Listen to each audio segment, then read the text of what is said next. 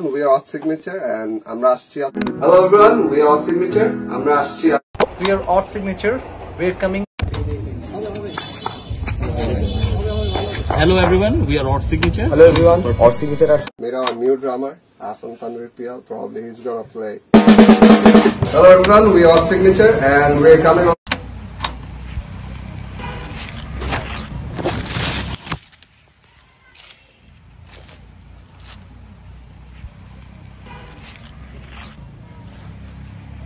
Hello, this is Odd Signature and this is our story.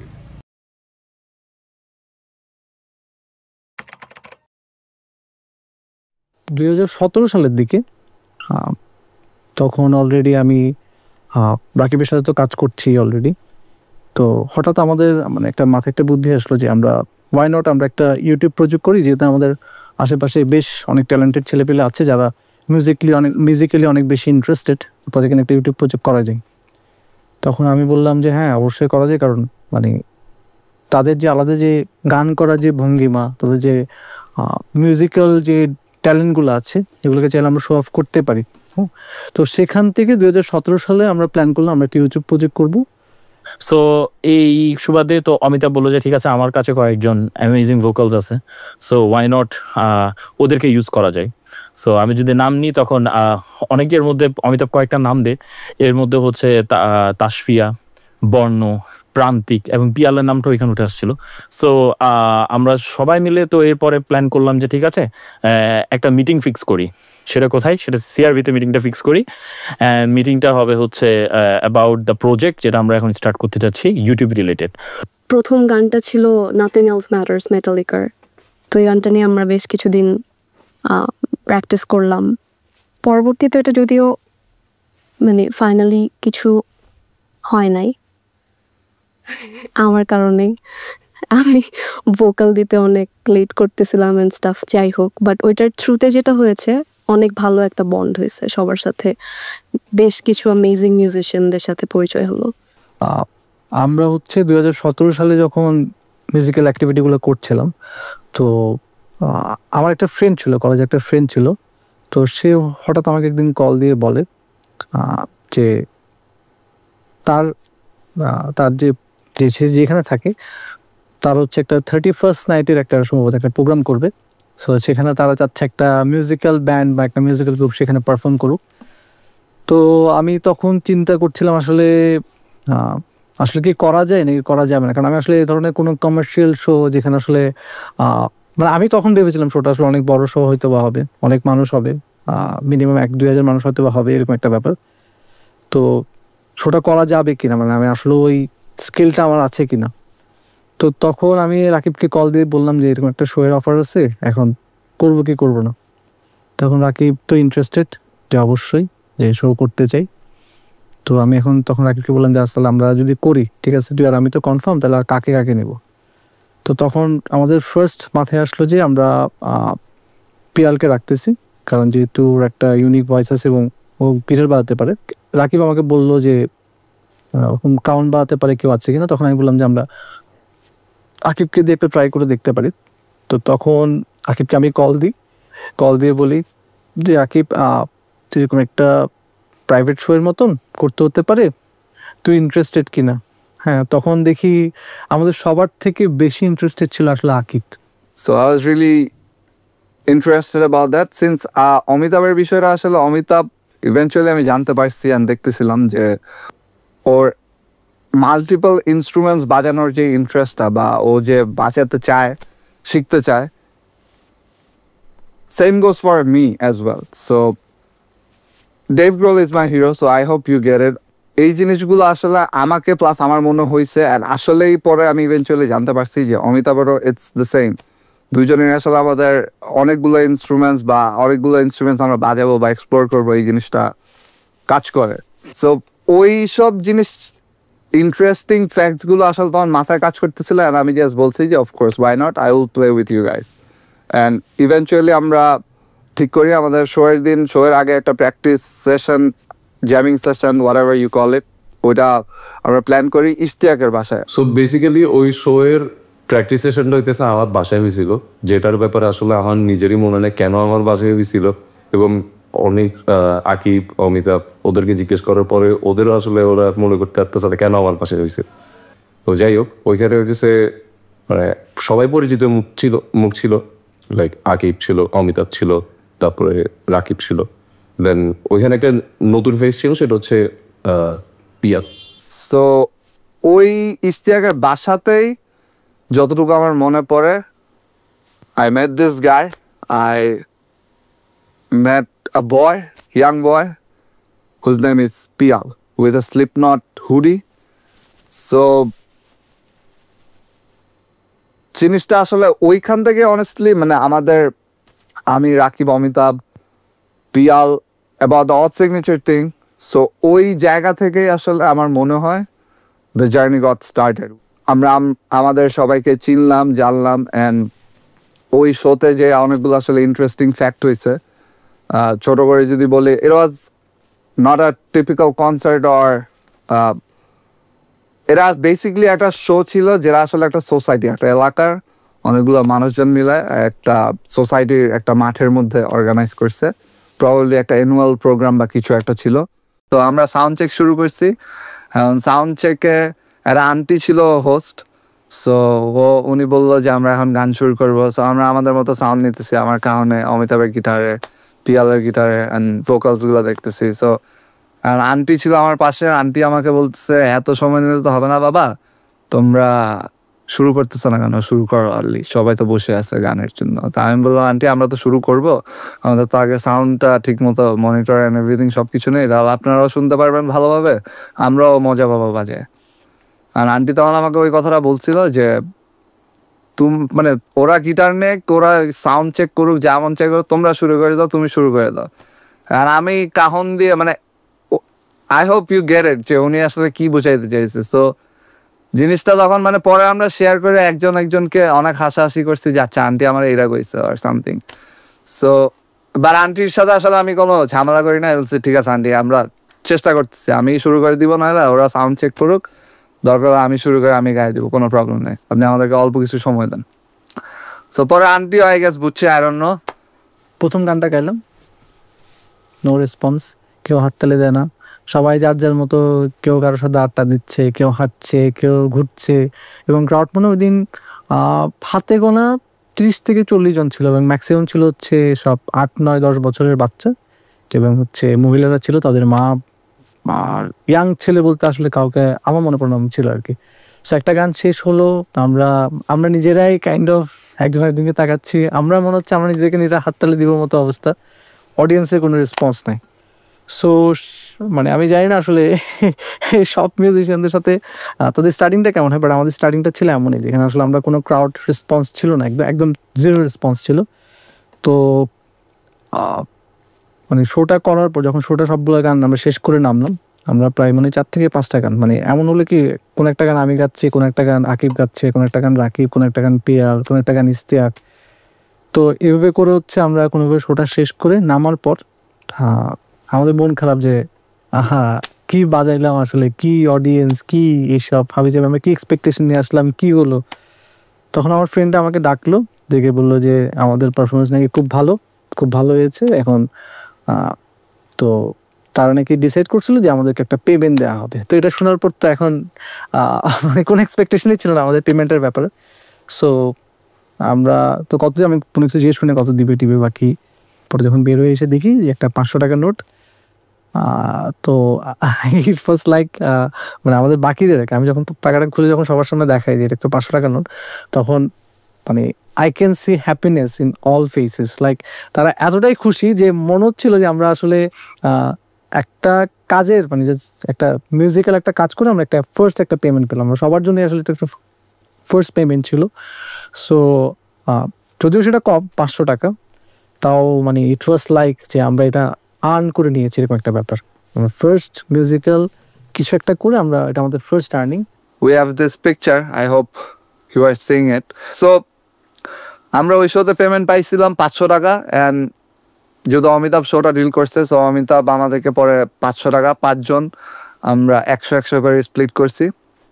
And তারপরে আমি আর পিয়াল চাইতেছিলাম আমরা একসাথে যদি আমরা বাসায় যাই তাহলে হয়তো আমাদের ভাড়া কম পড়বে, অ্যান্ড আমরা শোয়ের টাকা থেকে অল্প টাকা আমরা নিজেদের কাছে রাখতে পারবো, যেহেতু আমরা দুইজন মিলে 200 টাকা পাইছি।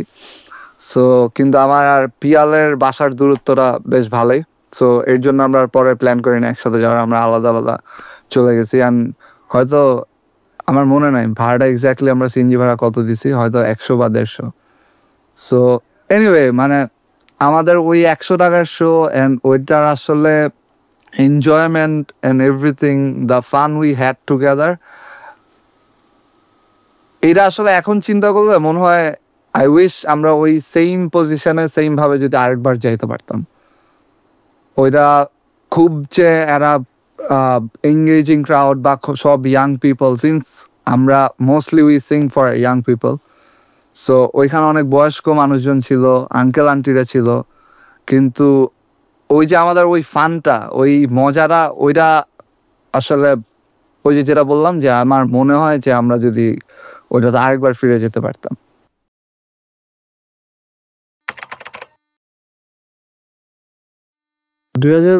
সালের দিকে, এবার করতে হতে প্রায় 2 বছর পর, 2019 সালের দিকে হঠাৎ পিয়ালের একটা ভিডিও খুব ভাইরাল হয় ফেসবুকে। সেটা ছিল হচ্ছে আমাদের মানে রাকিবের লেখা ঘুম গানটা, যেটা তারও বেশ অনেক আগে লেখা এবং তারও বেশ অনেক আগে কম্পোজ করা। তো পিয়াল ওটা জাস্ট তার অ্যাকোস্টিক গিটারে করে, ফেসবুকে আপলোড করে এবং মেবি উইদিন 24 আওয়ার্স তা বেশ ভালো রিচ করে। এবং আমরা দেখছিলাম মানুষের যে অ্যাপ্রিসিয়েশন গানটার ব্যাপারে, মানে মানুষের যে অ্যাকসেপ্টেন্সটা ছিল, একটা আনরিলিজ ট্র্যাক, কখনো কোথাও ছাড়া হয়নি, এরকম একটা গান জাস্ট একটা ফেসবুকের ভিডিও দেখে মানুষ আসলে গানটাকে যেভাবে নিয়েছে। তো তখন আমার মনে পর আমি টিউশনে যাচ্ছিলাম এবং ভিডিওটা দেখার পর মানুষের, মানে আমি রাতে হয়তো বা ভিডিওটা একভাবে দেখে শেষ করলাম, সকালে উঠে দেখি যেটা রিয়েকশনস, কমেন্টস, শেয়ারস, ভিউজ সব কিছু মানে অনেক বেশি মানে এক্সপেকটেশন অনেক উপরে। তো তখন আমি রাকিবকে কল দিই ইমিডিয়েটলি, দুপুরের দিকে হয়তো বা। তো আমি কল দিয়ে বলি, রাকিব মেবি এটা একটা পারফেক্ট টাইম, আমাদের এই গানটা নিয়ে কাজ করা উচিত এবং আমরা যে গানটাকে আমরা এতদিন ধরে ট্রাম কার্ড ভাবতাম, maybe it is the time to do it. তখন রাকিব বললো তাহলে প্ল্যান কি? তখন আমি বললাম আচ্ছা আমি তোকে একটু সময় নিয়ে জানাচ্ছি। সো 2 ঘন্টা পরে অমিতাভের ফোন আসলো আমার ফোনে। সো বললো যে রাকিব কালকে ফ্রি আসোস? আমি বললাম যে হ্যাঁ আসি। তো বলছে ঠিক আছে, তাহলে আমরা কালকে স্টুডিও যাইতেছি। বলছে কার স্টুডিও? ডিকা ভাইয়ের স্টুডিওতে যাইতেছি। সো কালকেই হচ্ছে রেকর্ড ডান করে ফেললো। বলছে সিরিয়াসলি? বলছে হ্যাঁ ডান। সো হলো, এরপরের দিন সকাল। সো সারা রাত এক্সাইটমেন্টে ছিলাম যে ফর দ্য ফার্স্ট টাইম আমি আমার গান নিয়ে বা আমাদের গান নিয়ে হচ্ছে আমরা স্টুডিও থেকে যাব। অর সিগনেচারের সাথে আসলে আমার প্রথম পরিচয় আমার আপন ছোটো ভাইয়ের মাধ্যমে। ও আমাকে প্রথমে ফোন দিয়ে ফেলে, ওর ভার্সিটি কিন্তু ছোটো ভাই একটা গান রেকর্ড করবে। তার জিজ্ঞেস করলাম কী গান রেকর্ড করবে? ও যদি পুরো ব্যান্ড আছে, বলছে না ব্যান্ড না, ওরা 3-4 মিনিটে গান করে, আমাদের ভার্সিটিতে গান করে, ওরা জাস্ট একটা অ্যাকোস্টিক গিটার বাজায় গান রেকর্ড। আমি বললাম ঠিক আছে তাহলে চলে কতটা পাঠিয়ে দে। তো আসলো, এরপর দেখলাম ছোটো ছোটো একটা ছেলে আসলো, তো পরিচিত হলাম। সেখানে রাকিব ছিল, অমিতাভ ছিল, পিয়াল ছিল। আসার পর তারা তাদের অ্যাকোস্টিক গিটার নিয়ে রেকর্ড করা শুরু করলো। সবগুলো গিটার টেক ডান হওয়ার পর তো আমি হচ্ছে এই ইন্ট্রোটা শোনাই রাকিবকে, যে রাকিব আমি হচ্ছে এটা কালকে বানিয়েছি, এটা কেমন লাগে।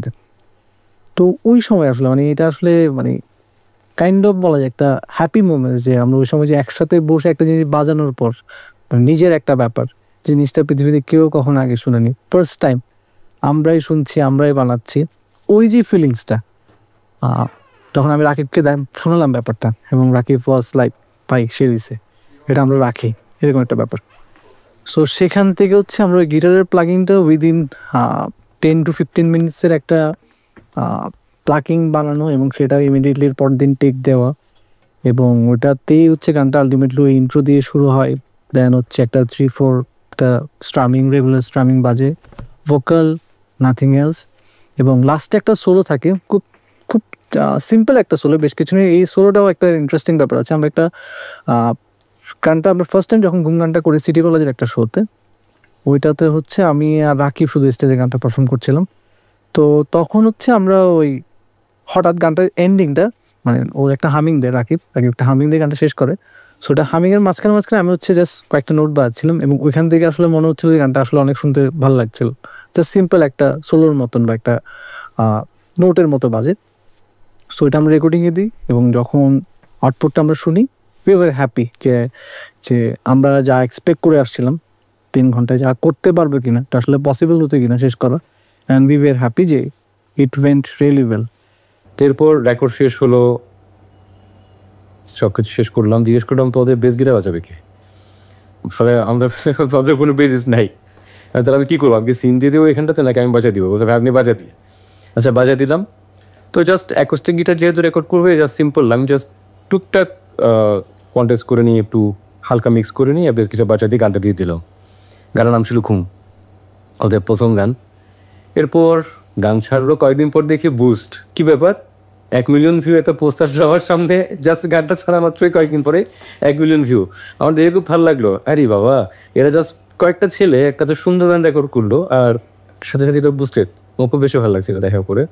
সো ঘুম গানটা হচ্ছে যখন লিখেছি, সো তখন কবিতা হিসেবে লিখেছিলাম। সো নেভার থট যে আমার এই কবিতাটা একসময় গিয়ে গানে রূপান্তর হবে and will be accepted by the people from all over the country, যে পুরো দেশ থেকে মানুষ এটা অ্যাকসেপ্ট করবে, গোটা দেশের মানুষ এটাকে অ্যাকসেপ্ট করবে, এটা আমি কখনো, আমার ধারণা এটা ছিল না। সো যাই হোক, সো এটাও বলে রাখি যে Piyal was the fan of the song তখন থেকেই, মানে একদম তখন থেকে তাকে হচ্ছে আমি ওই গানটার একটা হোম রেকর্ডেড ভার্সন শোনাই, যে একটা মোবাইলে রেকর্ড করে হচ্ছে তাকে শোনাইলাম। এরপর থেকে সে আমারে হচ্ছে অনেকটুকুই পুজ দিছিল যে রাকিব ভাই এই গানটা you should go for it, যে এই গানটা হবে কিছু একটা। সো ওই জায়গাতে হচ্ছে ঘুমের সাথে পিয়ালোর ইমোশনসটা আমার অনেকটুকু লেগে আছে আর কি। ঘুমটা রিলিজ হওয়ার আগে ওটা জাস্ট রাকিব, আমাদের 3-4 জনের একটা সার্কেল ছিল, ওই সার্কেলের ভিতরে আমাদের সাথে শেয়ার করতো গানটা। So all of a sudden যে আমি অ্যাকচুয়ালি প্রথমে I wasn't aware of the release of the song, my bad. But যখন একদিন আমাদের ওখানে একটা নদীর পার বলি আমরা, it's a river bank. So ওখানে বসে কিছু ছেলেপুলেকে দেখলাম আমাদেরই জুনিয়র, ওরা এই গানটা গাচ্ছে ঘুম। সো আম লাইক, এই তোমরা এই গান কোথায় শুনছো? এই গান তো খুব পার্সোনাল একটা গান আমাদের ফ্রেন্ডের। বলছে না ভাই এটা তো অড সিগনেচার ব্যান্ডের গান। সো ওই মোমেন্ট ওই জায়গায় দাঁড়ায় শোনা যে টোটালি স্ট্রেঞ্জার্স, ওরা বলতেছে না ভাই এটা অড সিগনেচারের গান, and to bring in that feeling into myself যে হ্যাঁ এই যে মানুষটা আসলে গানটা লিখছে ওই মানুষটা আমার খুবই ক্লোজ একজন friend. So it was actually unbelievable পুরো এক্সপিরিয়েন্সটা।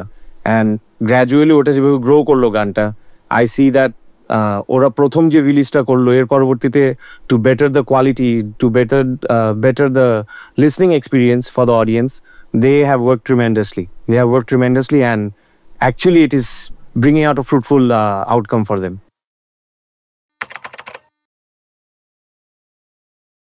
2020-এর শুরুর দিকে শিভার ইন দ্য হিট শোটা স্পেশাল ছিল একটা কারণে, সেটা হচ্ছে আমাদের ফ্রেন্ড আইমানের বুক লঞ্চিং সেরেমনি হচ্ছিল একসাথে। সো সেখানে আমরা ছাড়াও আরও বেশ কয়েকটা ব্যান্ড ছিল। সো সেখানে হচ্ছে আমরা পারফর্মের জন্য আমরা ইনভিটেশন পাই। সো আমাদের ফার্স্ট যেটা প্ল্যান ছিল আমরা একটা ফুল লাইন আপে শোটা করা, যেটা আসলে আমাদের একটা ব্যান্ড হোক এবং ব্যান্ডের নাম দিয়ে আমরা হচ্ছে ফুল লাইন আপে আমরা শোটা করবো। সো সেখানে আমরা অলরেডি ডিসাইড ছিল যে আকিব বাজাচ্ছে, পিয়াল ভোকাল হিসেবে থাকবে, রাকিব, আমি, সাকিন হচ্ছে আমার আগের যে ব্যান্ডের একজন গিটারিস্ট, তো সেও ছিল সেখানে। সো তখন হচ্ছে রাকিব আমাকে বললো যে ঠিক আছে একটা বেস গিটারিস্ট দরকার, ম্যানেজ করা দরকার। সো তো আমাদের হচ্ছে এখন বেস গিটারিস্ট লাগবে, সামনে একটা শো আছে। সো আমার হচ্ছে ওদিকে আবার চিটাগাং মোটামুটি অনেকের সাথে বাঁধানো হয়েছে। সো ওই হিসেবে হচ্ছে আমি দেখলাম আসলে মানে কাকে নেওয়া যায়। তো তখন আমার মাথায় আসছে তাহমিদের কথা। অনেকদিন পর সাকিন ভাই আমাকে মেসেজ দেয় যে মেসেঞ্জারে যে তাহমিদ আসোস। আমি বললাম যে হ্যাঁ ভাই আসি, কি অবস্থা? বলে যে ভালো। আচ্ছা আমার একটা ব্যান্ড অড সিগনেচার, তাদের একটা শো আছে শিভার ইন দ্য হিট, ওখানে হচ্ছে আয়মান ভাইয়ের যে বই কালপ্রিট বইটার লঞ্চিং প্রোগ্রাম, তো সেখানে অড সিগনেচারের সাথে বাজাতে অ্যাজ এ গেস্ট বেসিস্ট। তো আমি বললাম আচ্ছা ঠিক আছে ভাই বাজাবো, সমস্যা নেই, আমরা প্র্যাকটিস কবে করব, আর তোমাদের গানগুলো হচ্ছে আমাকে পাঠাও, বা রেকর্ডিংস যদি থাকে সেগুলো রেকর্ডিংসগুলো আমাকে পাঠাও, কী কী গান করবা। তো বলে যে কোনো কাভার করব না, আমরা আমাদের নিজেদের গানগুলাই করব, তোকে আমি ইউটিউব লিঙ্কগুলো দিচ্ছি। পরে ইউটিউব লিঙ্কগুলো দেয় এবং সেটার সাথে হচ্ছে গিয়ে গানের কর্ডসগুলোও দেয়। আমি বাসাতে প্র্যাকটিস করি। তো আমাদের একটা প্র্যাকটিস করার কথা ছিল, তো আমাদের পরবর্তী মানে ব্যস্ততার কারণে হয়তো প্র্যাকটিসটা করা হয়নি। বাট রাকিবের তখন একটা শপের মতো ছিল চিটাগাংয়ে দিদার মার্কেটের এখানে। সো এখানে হচ্ছে পিয়াল আসছিল, আমি গেলাম, রাকিব ছিল, বর্ণ ছিল আর সুদীপ ছিল। আমরা হচ্ছে 5 জন মিলে এমনি জ্যামিং করছিলাম, শোয়ের পারপাসই বলা যায় বা নিজেরা জ্যামিং করছিলাম। সো তখন পিয়াল রাকিবকে এসে বললো, ভাই তোমার একটা গান আছে প্রস্তাব, এই গানটা অনেক সুন্দর, এটা আমি কভার করছি, আমি বাজাইছি, এরকম একটা ব্যাপার। সো তখন বর্ণের একটা উকুলেলে ছিল, তো পিয়াল হচ্ছে ওটা নিয়ে আসছিল এবং হচ্ছে জ্যামিং করতেছিলাম, আমরা জাস্ট জ্যামিং করতেছিলাম। তো ওই মোমেন্টে হচ্ছে মানে পিয়াল আর রাকিব গানটা করতেছিল, এরকম একটা ব্যাপার। বর্ণ, আমি আর শুধু আমরা কাইন্ড অফ দর্শক ছিলাম। সো ওই সময় আমি একটা ভিডিও করি, গানটার একটা ভিডিও করি। মানে আমাকে যদি এখনও কেউ জিজ্ঞেস করে যে প্রস্তাবের বেস্ট ভার্সন কোনটা বা লাইভে যতবার করছি বা যা কিছু করছি, আমার কাছে ওই ভার্সনটা এখনও পর্যন্ত বেস্ট। কারণ অন্যরকম ছিল। যারা হয়তো ভিডিওটা দেখছেন বা হয়তো দেখবে পরবর্তীতে গিয়ে বুঝবে ব্যাপারটা, মানে একটা অন্যরকম একটা ফিলিংস, যে একটা অ্যাকোস্টিক একটা ব্যাপার, নিজেরা বসে গান করার একটা আড্ডার মতো একটা ব্যাপার, সব কিছুই ছিল এখানে। সো এরপর আমরা ডিসাইড করি, ওই দিনই ডিসাইড করি যে আমরা প্রস্তাব গানটা আমাদের নেক্সট শোতে করবো, মানে শিবের ইন দি হিটে করবো। তো অ্যাজ ইউজুয়াল আমাদের কারোর সাথে যেহেতু প্র্যাকটিস হয়নি, একটা ডিস্টেন্স ছিল যে আসলে কি আমরা গানটা করতে পারবো কিনা, যেহেতু নতুন একটা গান শুনে নেই কখনো, বা ওদেরকে বোঝানোটা তো একটু ডিফিকাল্ট যে গানটা এরকম এরকম, গানটা তো এখানে এই জায়গায় ব্রেক পড়তে পারে, এখানে এইভাবে বাজতে পারে, এরকম একটা ব্যাপার। সো তাও আমরা চ্যালেঞ্জটা নিলাম, নিয়ে হচ্ছে আমরা সরাসরি স্টেজেই, আকিবের সাথে আমার দিন স্টেজেই দেখা, এর আগে আমরা প্র্যাকটিস করতে পারিনি। আর সাকিনের সাথেও সেম, জাস্ট আমি, রাকিব আর পিয়াল হচ্ছে আমরা 3 জন, ওই যে 2 দিন যে প্র্যাকটিসটা করলাম ওইটাই। তো তারপর হচ্ছে আমরা স্টার্ট করি, আমরা প্রস্তাব গাই এবং প্রস্তাবের রেসপন্সটা ইট ওয়াজ রিয়েলি অ্যামেজিং। মানে আমাদের মানে আমরা আসলে একটু এক্সপেক্ট করিনি মানুষ গানটাকে আসলে এতটা জলিভাবে এতটা এনজয় করবে। হ্যাঁ, আমাদের কিছু পরিচিত বড় ভাইরাও ছিল, তারাও পরে বলছিল যে প্রস্তাব গানটা অনেক সুন্দর, এই সেই। এবং সেই শোতে আমার ওই স্টেজে আমার সাথে তামিদের দেখা। তো তামিদের সাথে ওখানে একটা ফান পার্ট যেটা ছিল কি, সে যেহেতু অর্থনীতির গানগুলো সে আগে শুনে নাই বা সেভাবে কট দেখে আসে নাই, তাকে আমি গান বাজানোর সময়, সবাই তো গান গাচ্ছে, আমি তাকে মুখ দিয়ে বলছি সি, ই মাইনর, ডি, এভাবে করে প্রতি পদে পদে বলছি, আর সে হচ্ছে ওই পার্টটাতে হচ্ছে সেই কটটা বাজে, এরকম একটা ব্যাপার।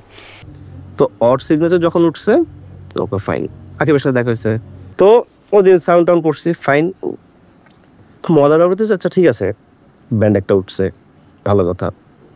ততদিনে মানে মাথায় অত নাই, যেটা লজিক, মানে সত্যি কথা বলতেছি।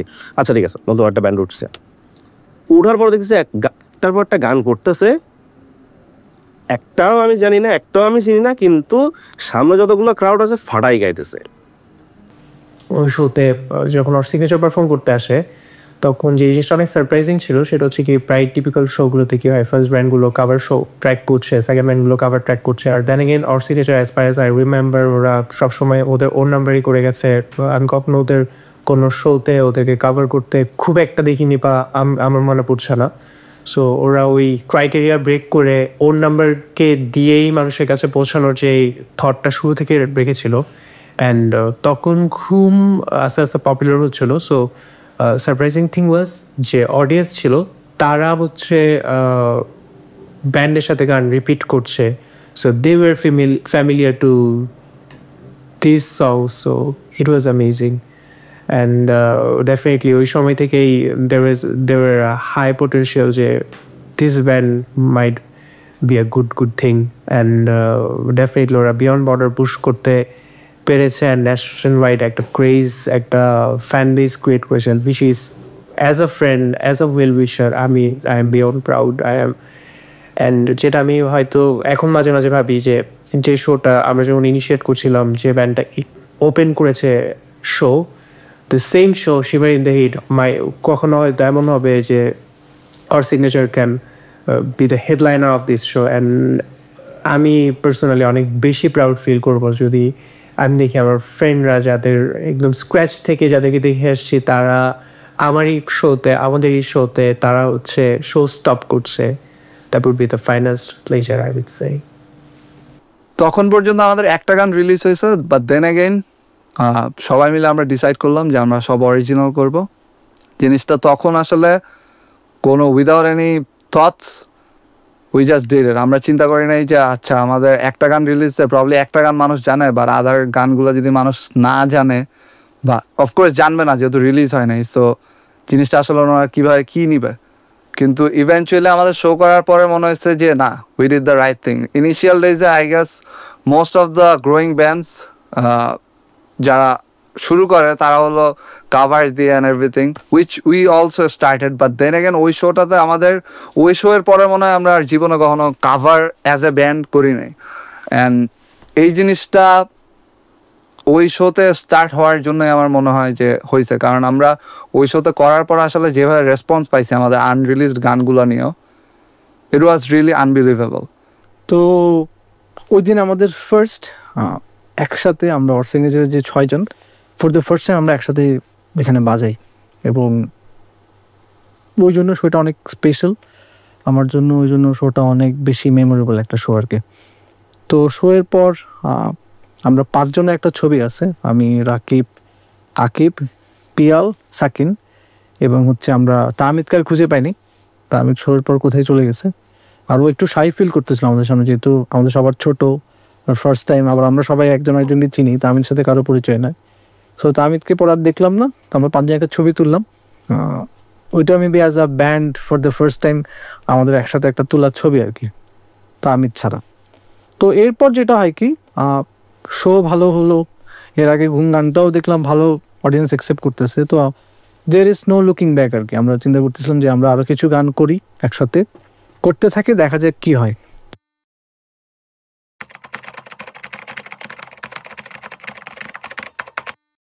সো আমাদের সেই শো এর পর থেকে মোটামুটি আস্তে ধীরে সবার একটা মাইন্ডসেট হচ্ছিল যে আমাদের জিনিসগুলো আস্তে ধীরে অফিসিয়াল হবে। অ্যান্ড বেস গিটারও যে গিটারিস্ট যদি পেয়ে গেছিলো আমরা, অ্যান্ড ওর প্লেয়িং পার্সোনালি সব কিছুই সবার ভালো লাগছে। সো আস্তে ধীরে সবার একটা আন্ডারস্ট্যান্ডিং, চেনা জানা সব কিছুই হচ্ছিলো। দেন আস্তে ধীরে জিনিসগুলো অফিসিয়ালের দিকে আগানো শুরু করছে। অ্যান্ড ওই টাইমটাতে মেনলি প্ল্যান করা হচ্ছিলো যে আমরা হচ্ছে মানে আরেকটা গান রিলিজ হবে। এখন নেক্সট প্রজেক্টটা কি? So Amitabh, what about the next plan? So Amitabh বললো যে তোর লেখা আরেকটা গান বল, যেটা খুব জোস। সো আচ্ছা দেখি, খুঁজে বাইর করি। সো এরপরে হচ্ছে একটা ফেসবুকে হঠাৎ করে আমার, মানে আমি জানি না আসলে কেন ফেসবুক অ্যালগরিদম কি তখন এইভাবে কাজ করতে কিনা। সো আমার সামনে হচ্ছে আমাদের একটা প্রিভিয়াস 2016 সালে হচ্ছে আমাদের একটা গান, আমি আর অমিতাভ মিলে হচ্ছে আমার অ্যাকাউন্টে, আমার আইডিতে হচ্ছে এই গানটা দিয়েছিলাম। ওই গানটির নাম ছিল আমার দেহ গান। তো লিরিক্সটা তখন, এখন বর্তমানে আপনারা গানের যে লিরিক্সটা দেখতেছেন ওইটার সাথে ওইটার কোনো সম্পর্ক নাই, ওইটা টোটালি ডিফারেন্ট লিরিক্স ছিল।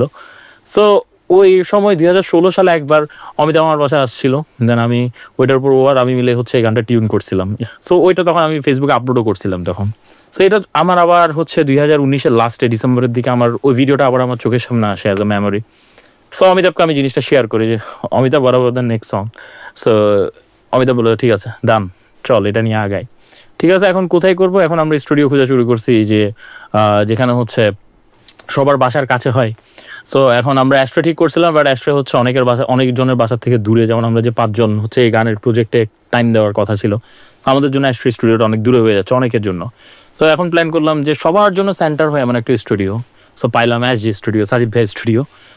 তো গানটা আমরা রেডি করলাম। রেডি করার সময় রেকর্ডিংয়ের সেশনগুলো হলো খুব সুন্দরভাবে হলো। কিবোর্ড সেকশনে অমিতাভ ছিল, অমিতাভ কিবোর্ড সেকশনগুলো করলো। গিটার সেকশন আমার যতটুকু মনে আছে পিয়ালি সম্ভবত গিটার সেকশনগুলো সব দিছে, মেবি আমার যতটুকু মনে পড়তেছে গিটার সেকশনগুলো পিয়াল দিয়েছিল। আর ড্রাম সেকশন তো আমাদের আকিব আছে, আপিদ ছিল, এবং তার পাশাপাশি হচ্ছে মুনতাসির রাকিব তো আছেই। এবং মুনতাসির রাকিবের সবচেয়ে মজার জিনিস যে আমি মনে করছিলাম এই গানটার মেইন ভোকাল মুনতাসির রাকিব, কিন্তু ভয়েস থেকে সময় দেখেছি কি একটু পিয়াল ভয়েস দিচ্ছে। তখন রাকিব বললো ভাই আমি জাস্ট লেয়ারিংগুলো করবো, হারমোনাইজের সামনে গেলাম। কিন্তু পিয়ালের ভয়েসের আসলে যে ম্যাজিক্যাল টোন, যেটা ওই টোনটাকে আমি পিয়াল টোন বলতাম যে পিয়াল টোনের টোনটা হচ্ছে ইটস এ ম্যাজিক্যাল টোন। এই টোনটার মধ্যে হচ্ছে একটা দরদ আছে, যার কারণে মানুষ গানটা নিতে পারে। এবং পিয়াল যখন ভয়েস দিল, সবার লাস্টে পিয়ালের ভয়েসের কাজটা ছিল।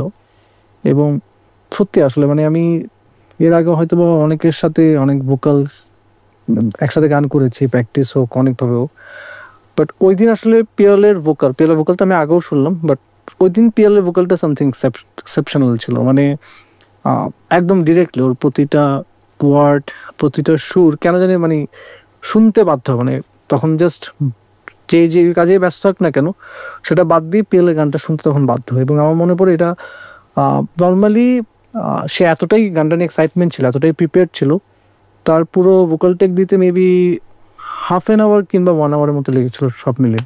এবং সেটা প্রায় 2টা বা 3টা টেকের মধ্যেই ডান গানটা, এতটাই প্রিপেয়ার ছিল। এবং আমরা যখন সে ভয়েস দিচ্ছিল, আমরা একজন ব্যাকের যারা মেম্বার ছিলাম, আমরা একজন দিন তাকাচ্ছিলাম এবং বলছিলাম যে এই গানটা আসলে ওর জন্য।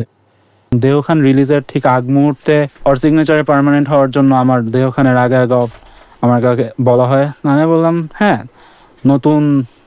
নতুন জনরার সাথে ইন্ট্রোডিউসড হয়েছে, পরিচিত হয়েছে এবং আমার কাছে ভালো লাগছে, so why not give it a try.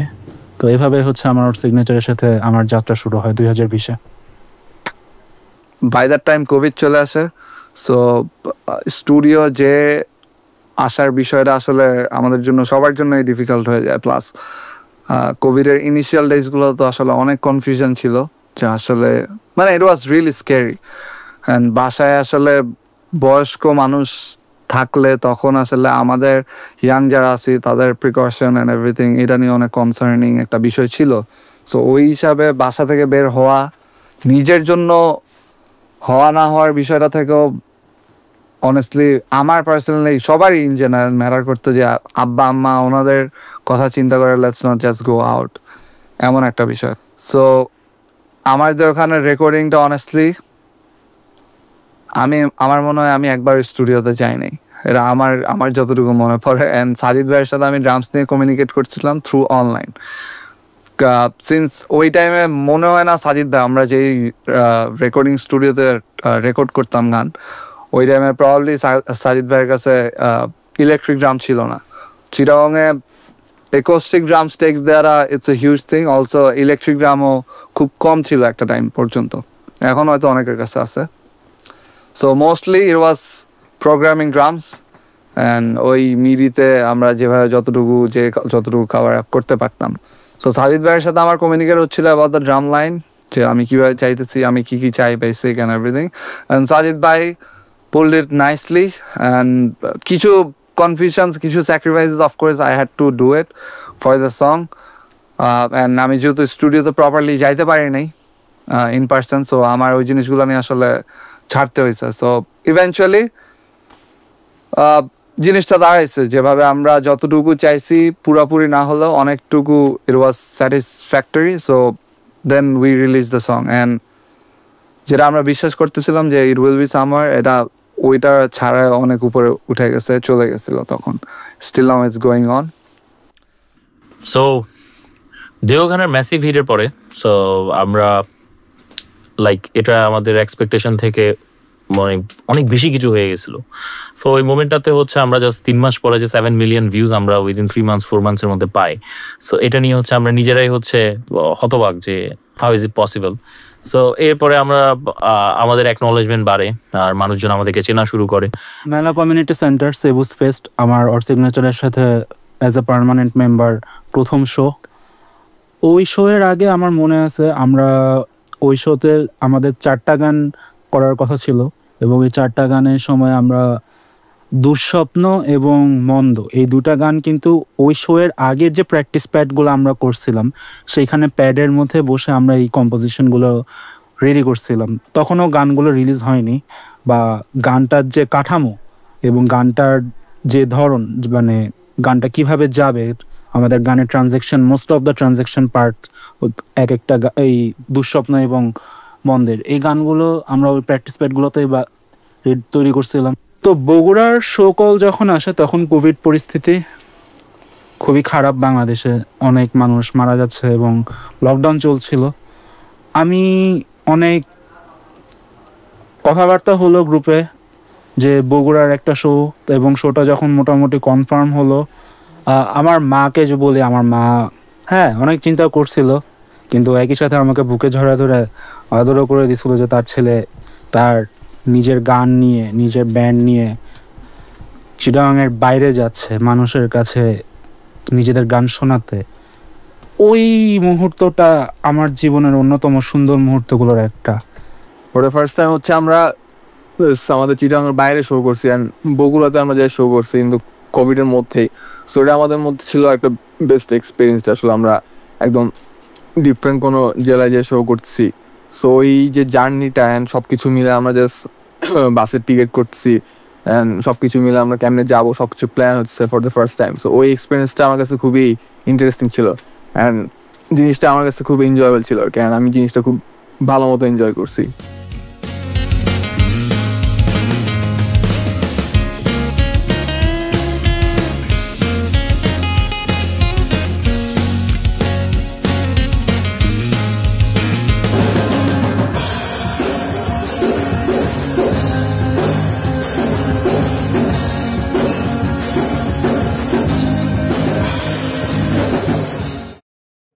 বগুড়াতে 2021 সালে প্রথম অড সিগনেচারের সাথে আমাদের স্টেজ শেয়ার করা হয় শিরোনামের। সো অড সিগনেচারের পরেই আমাদের পারফরমেন্স ছিল, আমরা দাঁড়িয়ে বাইরে থেকে অড সিগনেচার শুনছিলাম। তো পিয়ালের সাথে তখন দেখা হয়, সবার সাথে দেখা হয়, আকিব, পিয়াল, সবার সাথে। সো সাদা চশমা করে গিটার বাজিয়ে গান করছিল, তো আমরা বাইরে থেকে জিনিসটা উপভোগ করছিলাম। দেন আমাদের সাউন্ড রেডি হতে হতে যখন যে বাফার টাইমটা থাকে ওই বাফার টাইমে অফ সিগনেচারের সাথে তখন দেখা হয়। আমরা ওই একই রিসোর্ট বা হোটেল ছিল এটা বগুড়াতে, তো ওইখানে স্টে করছিলাম। দেন এটা অ্যাকচুয়ালি অনেক বিশাল একটা ব্যাপার, নিজের গান নিয়ে নিজের শহর। অফ সিগনেচারের ব্যাপারটা ছিল চিরগং কেন্দ্রিক কিছুটা, কিন্তু এই শহরের বাইরে গিয়ে অন্য একটা শহরে এত দূর, কয়েকশো কিলোমিটার দূরে মানুষগুলো যখন নিজের গানগুলো শোনে বা নিজের সাউন্ডটা শোনে, তখন এই ফিলিংস অ্যাকচুয়ালি বোঝানোর মতো না।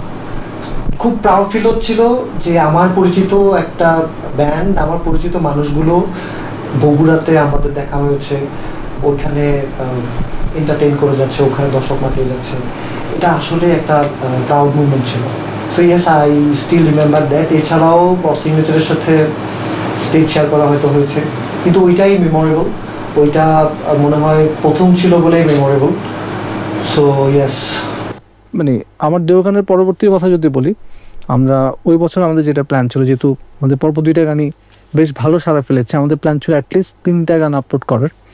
সো আমরা খুব ফাস্ট, কিন্তু মিউজিক্যাল আমরা অনেক বেশি একসাথে বসা, একসাথে প্র্যাকটিস করা, শো করা, সব কিছু একসাথে হচ্ছিল এবং আমরা লাকিলি ওই বছর 3টা গান করতে পারি। ফার্স্টে হচ্ছে আমাদের প্রস্তাব নিয়ে কাজ করার কথা ছিল, প্রস্তাব রিলিজ দেওয়ার কথা ছিল, বাট পরবর্তী কিছু টেকনিক্যাল ইস্যুর কারণে ওটা আমাদের পিছিয়ে আমরা হচ্ছে দুঃস্বপ্নটা আগে রিলিজ দিই।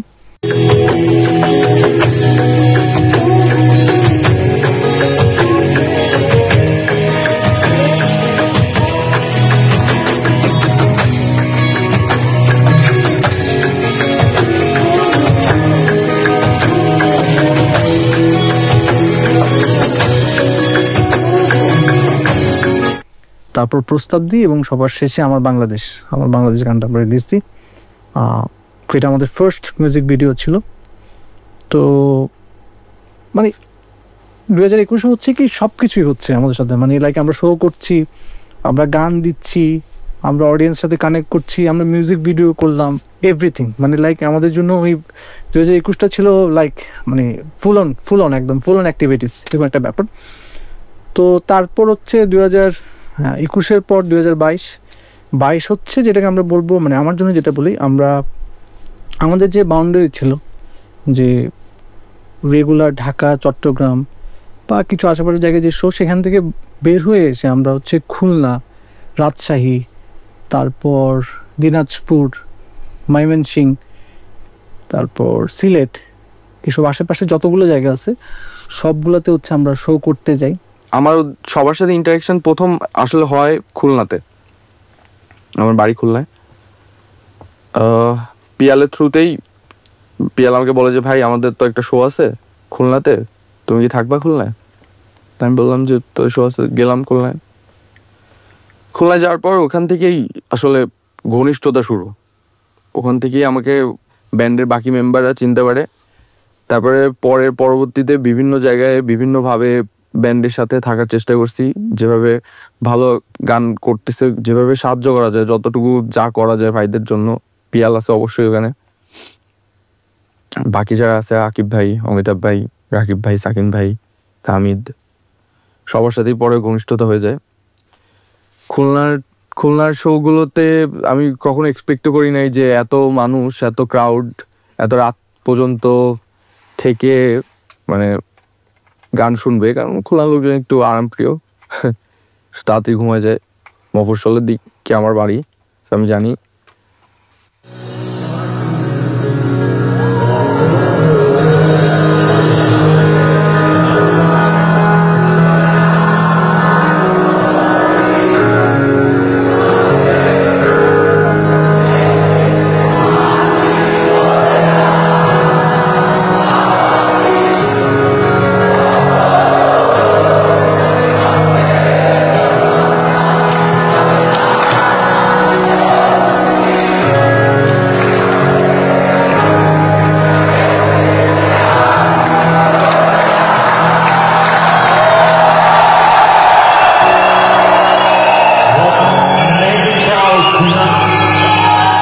তারপরে দেখি যে না, মানুষ দেখি শোর জন্য, তারপরে তখনও মানে অত রিনাউন্ড হয়ে পারেনি তারা, কেবল মিউজিক করা শুরু করতেছে।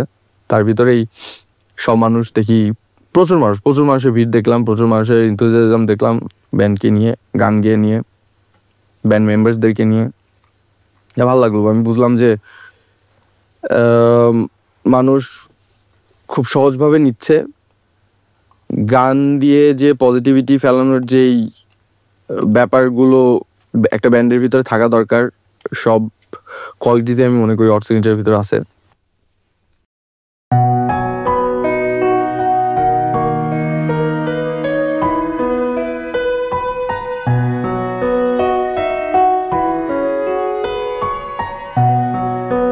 অর্থ সিগনেচারে তো আমার পথ চলা হচ্ছে 2022 থেকে।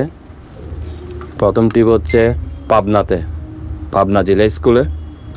তখন আসলে আমি বুঝতাম না যে আমি কিসের প্রোগ্রামে যাচ্ছি। আমাকে সাধারণ যাত্রীর মতো ফোন করে বললো যে একটা প্রোগ্রাম আছে।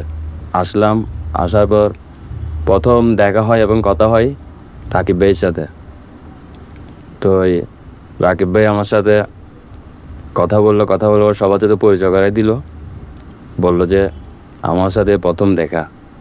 হ্যাঁ, গেলাম। যাওয়ার পর আমি রাস্তায় যাচ্ছি, যাইতে কল্পনা করতেছি এটা কি ব্যান্ড না অন্য কিছু।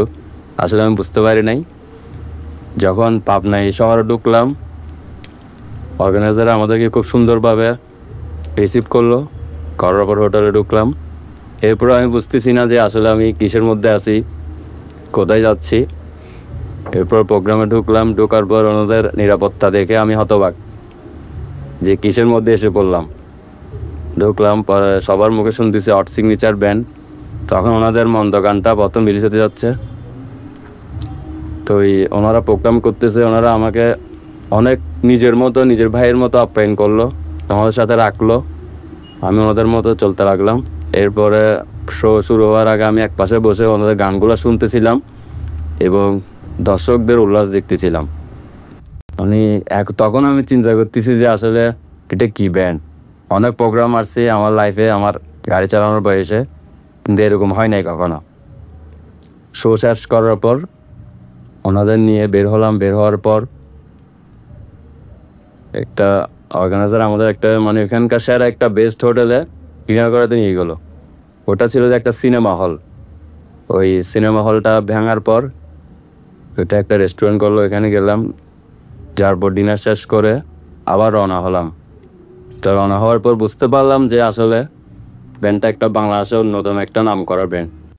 ইউজুয়ালি শোজ যে মোস্ট অফ দ্য টাইম রাতের বেলায় জার্নি করি, যেহেতু ডিফারেন্ট রিজন। সবার আসলে পড়ালেখা অ্যান্ড এভরিথিং সব কিছু মিলে আসলে রাতের বেলাটাই আমাদের জন্য মোস্টলি কমফোর্টেবল ছিল। Since we took a break, আমি ব্রেকের আগের কথাই বলতেছি। সো সিলেট বরিশাল এই বিষয়টা আমি বলতেছি কারণ ওই একটা শোতে আমি দেখছিলাম, ওই একটা শো না, ওই একটা আমাদের ট্রাভেলিং এক্সপেরিয়েন্স যদি বলি, আমি দেখতেছিলাম যে রাতের বেলা আমি উঠে দেখি গাড়ির ড্রাইভার সহ, মানে আমাদের সালাম ভাই, সালাউদ্দিন ভাই, আমাদের সালাউদ্দিন ভাইও আমাদের সাথে ঘুমাইতেছে। আমরা সবাই রাতের বেলা আসলে ওই যে আমাদের ড্রাইভারের উপর ভরসা করে আমরা সবাই ঘুমাই যাই, কারণ আমাদের পরের দিন থাকে শো। সো ঘুমানোটা আমার জন্য খুব দরকার ওই টাইমে, সো এর জন্য ঘুমায় যাই। কিন্তু ওই দিন আমি দেখতেছিলাম সালাউদ্দিন ভাই নিজে সহ আমাদেরকে রাস্তার এক পাশে গাড়িটা পার্ক করে ঘুমাইতেছে। অ্যান্ড ওইটার একটা ফুটেজ আমার কাছে মনে হয় আছে, যদি থাকে তাহলে হয়তো আপনারা এখন দেখতেছেন।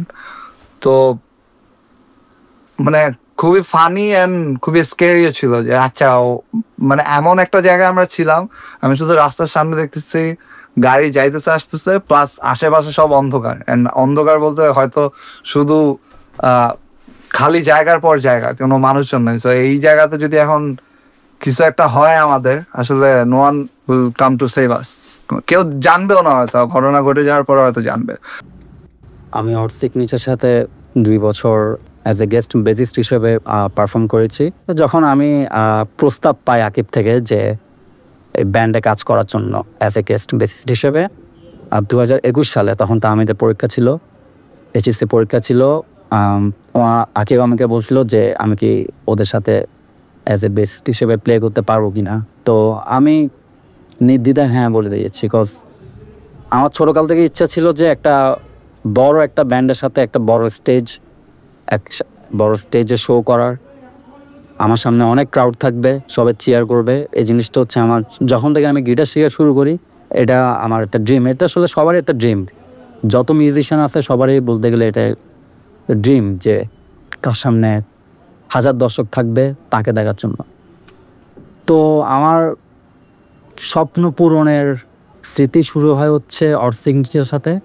প্রথম শো ছিল হচ্ছে আমাদের ময়মনসিংহে। তার আগে হচ্ছে আমাদের প্র্যাকটিস ছিল। আকিবের সাথে তো আমার পরিচয় ছিল, বাট অডের আদার মেম্বারের সাথে আমার তেমন পরিচয় ছিল না। তো শো এর আগে রিদম প্যাডে, চিটাগংয়ের রিদম প্যাডে প্র্যাকটিস নেওয়া হয়েছিল। তো এখানে আমরা প্র্যাকটিস করতে আসছি। এখানে এসে সাকিনের সাথে পরিচয় হলো, রাকিবের সাথে পরিচয়, পিয়ালের সাথে পরিচয় হলো, অমিতাভের সাথে পরিচয় হলো। আমরা যেহেতু সবাই মোটামুটি সেম এজের, তো খুব ভালোভাবে মিশে গেছিলাম। প্রথম শোয়ের স্টোরিটা বলি, ওইটা হচ্ছে আমার লাইফের করা সবচেয়ে বেস্ট শো বলতে গেলে। লাইফের বেস্ট শো বলতে মানে আমি মানে অডের সাথে প্রথম শো হিসেবে ওইটা মানে স্মৃতিময়। ময়মনসিংহে ছিল শোটা। ওখানে প্রথমেই যখন আমরা ময়মনসিংহেতে নামি, ওখানে অর্গানাইজারদের আপ্যায়ন হতে শুরু করে সব কিছু ছিল খুব সুন্দর, খুব অমায়িক। তারা খুব ভালোভাবে আমাদেরকে রিসিভ করেছিল, আমাদের খুব সুন্দর একটা হোটেল দিয়েছিল। ওইখানে আরেকটা ভাই আছে আমাদের, ফাইরুজ, খুবই মিশুক একটা ছেলে। ও খুব সাপোর্টিভ একটা ছেলে। ও যতবারই ময়মনসিংহে গেছি খুব সাপোর্ট দিয়েছিল। সো আমাদের ওই রেগ ডেতে ফার্স্ট ময়মনসিং হচ্ছে আমরা ওর সিগনেচারকে আনি, তখন হচ্ছে আমার অমিতাভ ভাইয়ের সাথে কথা হয়।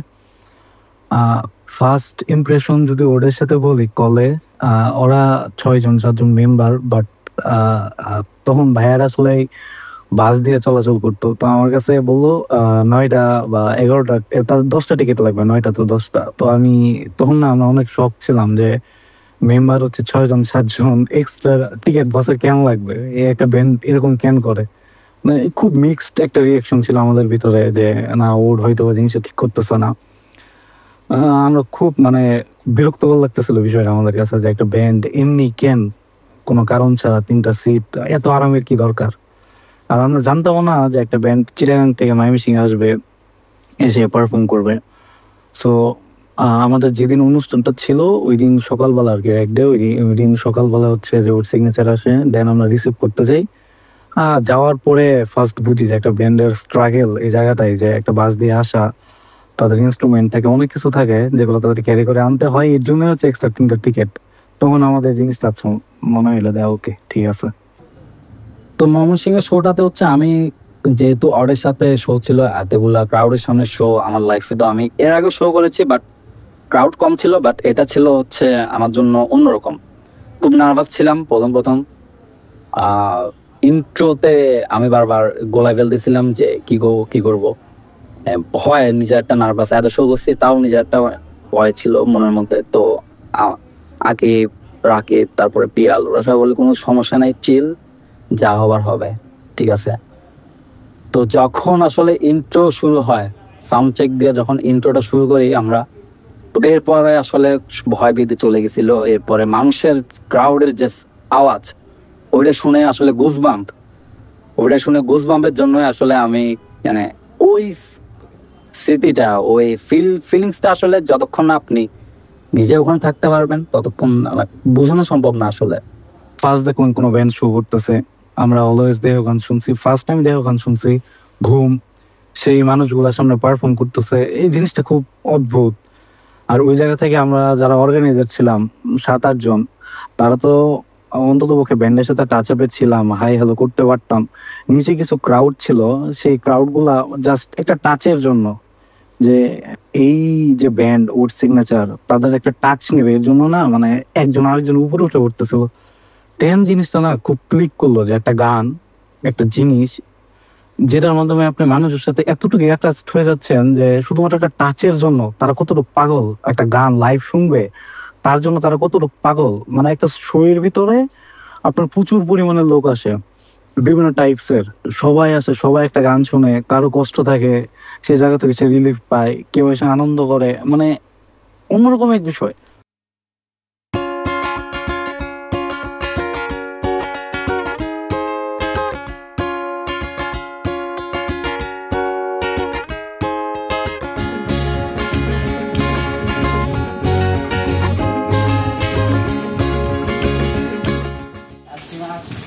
এজোর মারার জন্য তেলা পোকা, ঝাড় পোকা, লাল পিঁপড়া, মাথার উপর চুলকানি, দাও একদিমা।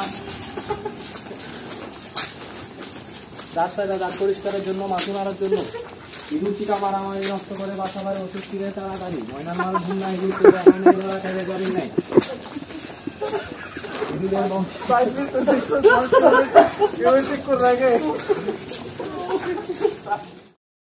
ছোট ভাই আমাদের তাহমিদ কোনো একটা কারণে একটা শোতে বাজাইতে পারেনি ব্র্যাকের, ও আচ্ছা টার্কে ছিল। আসিফ ভাইয়ের মনে তখন চিকেন পক্স হয়েছিল মোস্ট প্রবাবলি, তো ব্যাকআপও চলে গেছে, তো তখন আমি ব্যাকআপ দিতে আসছি। তো খুবই শর্ট নোটিসে আমার সবগুলো গানই অলমোস্ট তোলা লাগছে। আমি তাহমিদকে বলছিলাম ভাই কর্ডগুলো একটু দেওয়া যাবে, তো তাহমিদ তো তখন টার্কের প্রেশারে আমি কোনো রকমের শুনে তুলে বের করে দিই, না ঠিক আছে মিলছে, দু একটা এদিক ওদিক ছিল, মিলে গেছে। অ্যান্ড আমি হচ্ছে চুনা মারছিলাম মনে কোনো একটা সোলো, এই বেসলা একটা চুনা মারছিলাম, ইয়েস। তো একটা প্র্যাকটিস ছিল যেদিন রওনা হব ঠিক তার আগের দিন। আমার প্রথম শো ছিল পটুয়াখালী, আর ওই দুইটাই শো করছিলাম, পটুয়াখালী আর সিলেট, একটা সিঙ্গেল ট্যুর।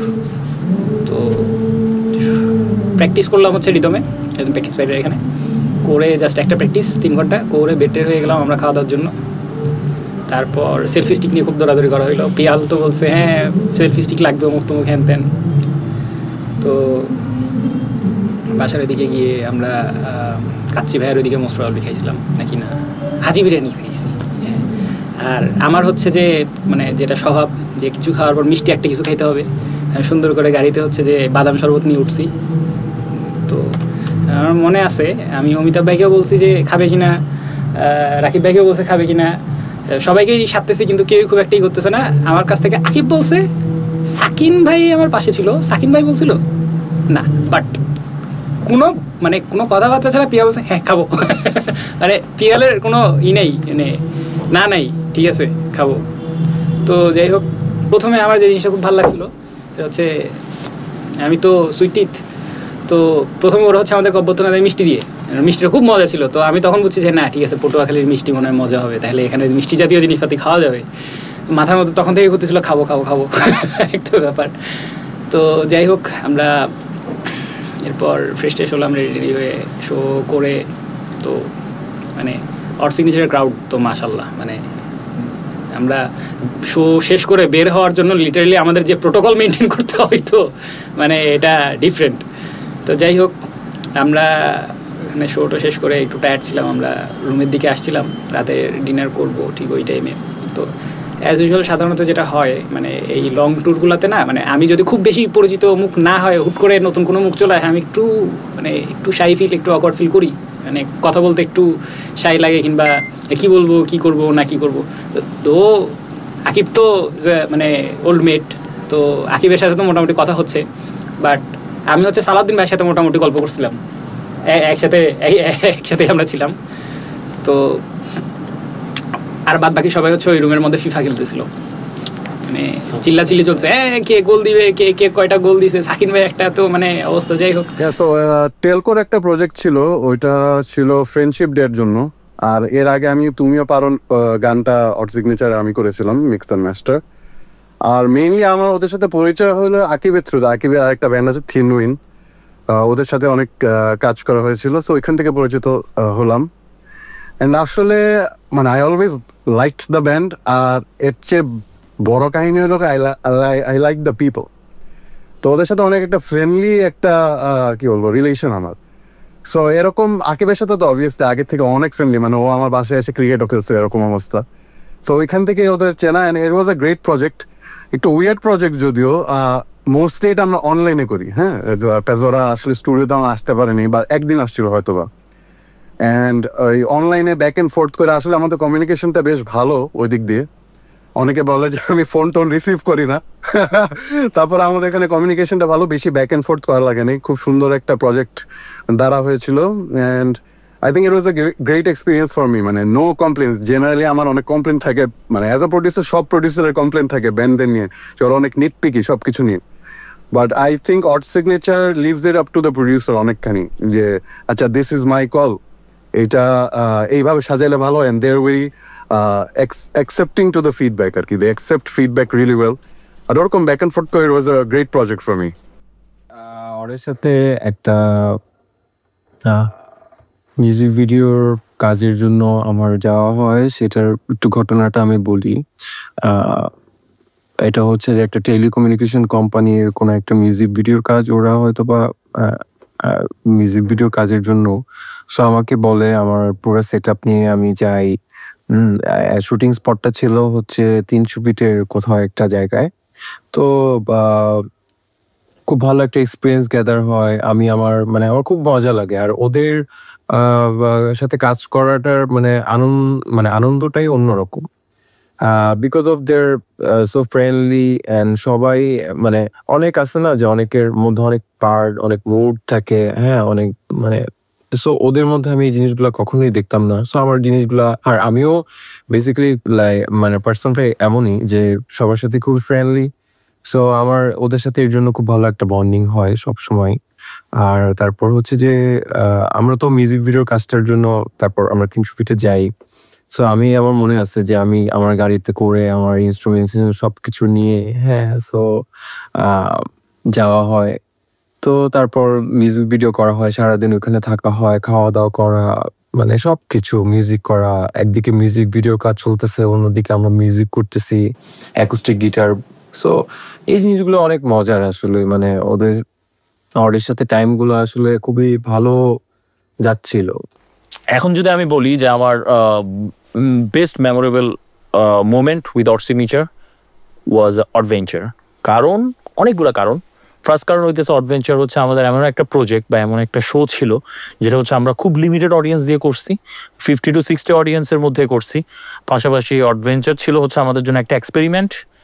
আর এই পুরো দায়িত্বটার 60% হচ্ছে আমরা সবাই হচ্ছে পিয়ালকে ক্রেডিট দিছিলাম আর কি। পিয়ালের লাস্ট একটা ব্যাপার ছিল যে সে অ্যাডভেঞ্চার নিয়ে অনেক বেশি ইন্টারেস্ট দেখাইছিল। আর পাশাপাশি this was the first show যেটা আমি আমার ফ্যামিলি, আমার ওয়াইফ অ্যান্ড আমার ছেলেরও আমার দেখা ফার্স্ট শো যদিও।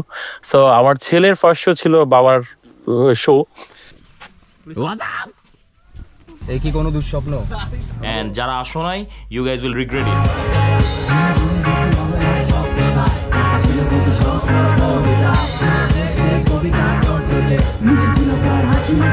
আমার ওয়াইফও খুব এনজয় করছিল। অ্যান্ড পুরো একটা ফ্যামিলি গেট টুগেদার ছিল, যেখানে অমিতাভের ফ্যামিলি আসছে, আমার ফ্যামিলি আসছে, সবাই সবার ফ্যামিলি নিয়ে আসছে, আকিবের ফ্যামিলি নিয়ে আসছিল।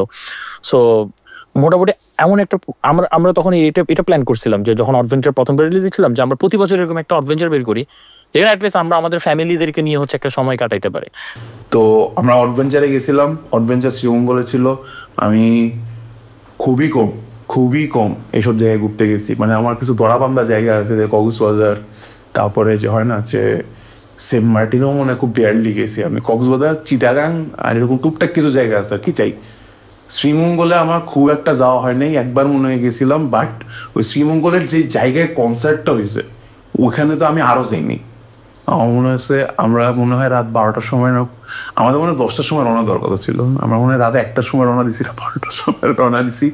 অ্যান্ড তখন আমাদের গাড়িতে ছিল আকিব ভাই, কি ছিল না, পিয়াল ভাই ছিল, অ্যান্ড ব্যান্ডের আর অন্যান্য মেম্বাররা ছিল। And we have so much fun. আমরা করতেছিলাম ওই যে পুরা মানে হয় না যে জীবনও শুনে নেই, তারপরে জোর করে দেবের গান সব শুনেছি আমি বসে। সে ভাই দেখেন আপনারা যে গান বানান খারাপ না, ভালোই, বাট আপনি আসল ভালো গানটা এখনো শুনেন নাই বইলা। আমি যত দেবের গান আছে সব শুনেছি, পুরা রাস্তায় ওরা শুনছে। শোনার পরে আপনাদের মানে ব্যান্ডে অড সিগনেচার যারা কাজ করে, ব্যান্ড মেম্বার বলেন বা অন্যান্য সাইড ক্রিউ বলেন, তাদের মধ্যে কিছু কিছু মানুষ ছিল যারা হয়তো ওই হয় না যে শরমে বলতে পারে নাই যে হ্যাঁ আমিও দেবের গান শুনি, ঠিক আছে। তারাও দেখলাম সাজেস্ট করা শুরু করছে যে ইয়েস দেখো এই গানটা শুনো, ওই গানটা শুনো, আবার ঠিক মাঝে মধ্যে গানের মুখ মিলাইতেছে। ইট ওয়াজ সো ফান। হ্যাঁ আমরা পৌঁছেছি শ্রীমঙ্গলে। আমি জানি না এটা অনেকে হয়তো দেখছো, অনেকে হয়তো দেখে নেই। I had so much fun. একটা ভিডিও ক্লিপও অনেক ভাইরাল হয়েছিল যে মানে প্রস্তাবটা গান গাইতেছে, প্রস্তাব ওয়াজ মাই ফেভারিট। আমি তখন মনে হয় গোসলটা করে কেবল বের হয়েছি, আমরা তো সারা রাস্তা ছিলাম জার্নিতে, আমি ঘুমাইতে পারিনি। ঘুম থেকে উঠতে দেখি যে মানে কনসার্টের অ্যারেঞ্জমেন্ট হয়ে গেছে, মানে রাত্রে ছিল কনসার্ট। সো ঘুম থেকে উঠতে দেখি যে কনসার্টের ব্যবস্থা হয়ে গেছে। সো আই ডিসাইডেড যে আচ্ছা ফ্রেশ হয়ে গোসল করে মানে কনসার্টটা দেখতে আসবো। হঠাৎ করে দেখি প্রস্তাব বাজা শুরু হয়ে গেছে। মানে আমি জাস্ট দৌড়ায় বারান্দায় সাঁচাতে শুরু করে দিচ্ছি। And someone took A video of that, and এটা পরে বাইরে হচ্ছে। অ্যান্ড মানুষ লাভড ইট, মানুষ এটা শেয়ার টেয়ার করে ফাড়ায় বলছে, সেই অবস্থা।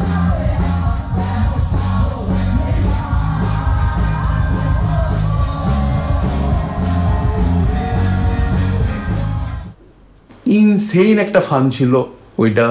অ্যান্ড লেটস বি অনেস্ট, আমার লাইফে আমি খুব একটা কনসার্টে যাই নাই, অ্যান্ড যে যতগুলো কনসার্টে গেছি আই মেড শিওর যে that will be something memorable to me. মানে আমার এদিকে হয় না যে একটা স্টেজে একদল মানুষ গান গাবে আর আমি খালি স্টেজে নিচে দাঁড়ায় লাফাবো, এটা আমার পক্ষে হয় না। সো আই মেক শিওর যে I am having fun and something memorable to me. So আমি যখন অড সিগনেচারের অডভেঞ্চারটাতে গেলাম, ওই অডভেঞ্চারে যখন আমাকে রাখলো, that was like another level of fun. Plus ওই যে হোলসামনেসটা ছিল, যে মানে হয় একটা ছোট্ট এনভায়রনমেন্ট, যেটা ওপেন এনভায়রনমেন্টের মধ্যে খুবই সুন্দর। এখন একটা রেজর্ট মনে হয়েছিলাম আমরা, ওই রেজর্টের মধ্যে যে হয় না যে ফ্যানরা শ্রীমঙ্গলে আর আমরা যেখানে নিয়েছিলাম শ্রীমঙ্গলে কোন এক চিপায় ছিল, এটা যে কোন চিপার দূর থেকে মানুষ আসছে আমাদের দেখতে, দেখার পর আসছে বসছে, তারপর হচ্ছে গিয়া ওই মানে হয় না যে একটা হোমলি এনভায়রনমেন্ট ক্রিয়েট হয়েছে। আপনি একদম ডিরেক্ট অর্থনীতির সাথে কথা বলতে পারতেছেন, আমার সাথে কথা বলতে পারতেছেন, আমরা আপনাদের সাথে কথা বলতে পারতেছি। এই হোলসামনেসটা ওয়াজ লাইক ওয়ার্থ ইট, পুরো জিনিসটাকে এই করেছিল।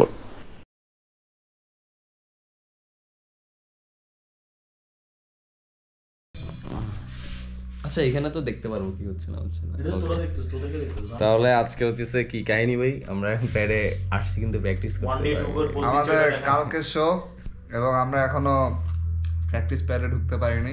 গতকালকে কমপ্লিটলি কার ফল্ট, মানে দেরি কেন হচ্ছে বা কি, এটা দেরির তো প্রশ্ন না, জিনিসটা কিন্তু পিনিক আছে। আচ্ছা ও কি প্যারা খাইছি শুনবা না, বল প্যারা খাইছি এখন আজ আমরা এটা ডুয়েল ছিল।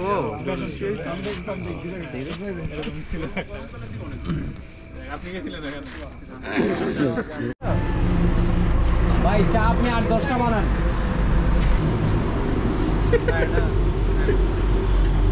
হ্যালো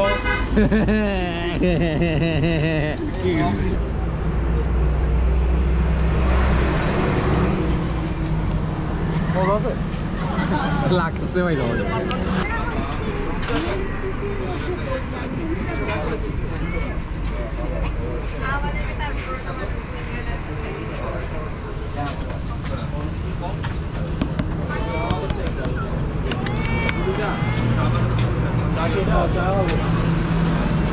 ভাই এল্লা হতে লাগো good morning what's up guys সবাইকে দেখা যাচ্ছে পারফেক্টলি এদিকে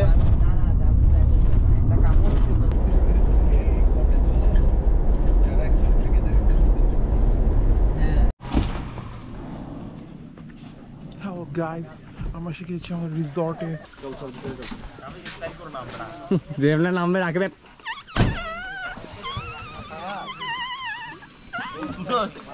সাউন্ড ইফেক্ট তো দিছি একটা ভাই ক্ল্যাপিং সাউন্ড ও ভাই ছোট না আপনার সাথে আমার দেখা ইয়ো ইয়ো চরণ ভাই কেমন আছেন নাইস নাইস ভাই আমরা দাঁড়া করাই দিব হ্যাঁ দাঁড়া করাইলে তো থাকবে না মানে ওইভাবে ওরকমই কিছু একটা করতে হবে তো একটা ফ্রেম বানাতে হবে সুন্দর হয়েছে মাই ডিজাইন জোস তাহমিদকে দেখাচ্ছি না ভাই তোমরা বলো মিস করবে তারা কিন্তু রিজন জানা না না ভাই ডিপ্লোম্যাটিক অ্যানসার আমাকে করবে না মিস আমি ওকে অবশ্যই করবে সবাইকে করবে বলছো ফিয়াল ভাইকে তো মিস করবে এটা আমরা আগেই বলছি আমি নাকি একটা স্পেশাল ক্যারেক্টার তুমি হচ্ছে ব্যান্ডের সবচেয়ে তুই আমাকে নিয়ে যাইছিস আমির বিদেশে তাহলে আমার মিস করা দরকার নাই আমি তো আমাদের ব্যান্ডের সবচেয়ে close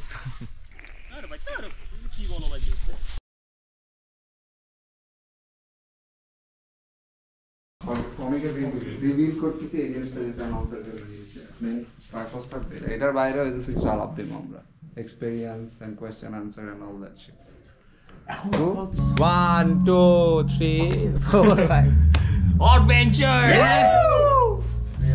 top 3 band members top 3 band যাদেরকে আপনি মনে করেন ব্যান্ডের কোয়ালিটি ডাউন করে দিচ্ছে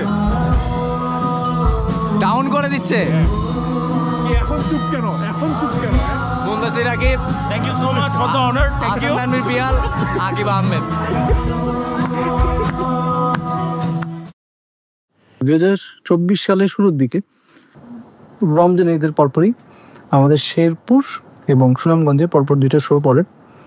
তো অ্যাজ অবভিয়াস ঈদের একটা আমেজ মেম্বারদের জন্য, তারা তাদের ফ্যামিলির ক্লোজ রিলেটিভদেরকে ছেড়ে তারা হচ্ছে একটা শোতে আসবে, একটু মন খারাপের ব্যাপার ছিল। তো সেখান থেকে আসলে যখন আমরা একসাথে হলাম, আমরা জার্নি করছি, সব কিছু মিলিয়ে it was also a memorable day on that occasion আর কি। হ্যাঁ, তো সেখান থেকে আমরা শেরপুরে শো করে আমরা সুনামগঞ্জে যাওয়ার সময় আমরা প্ল্যান ছিল আমরা হচ্ছে হোটেলে উঠবো, যেহেতু পরপর দুইটা শো, তার আগে আমরা চিটাং থেকে সবাই গেলাম।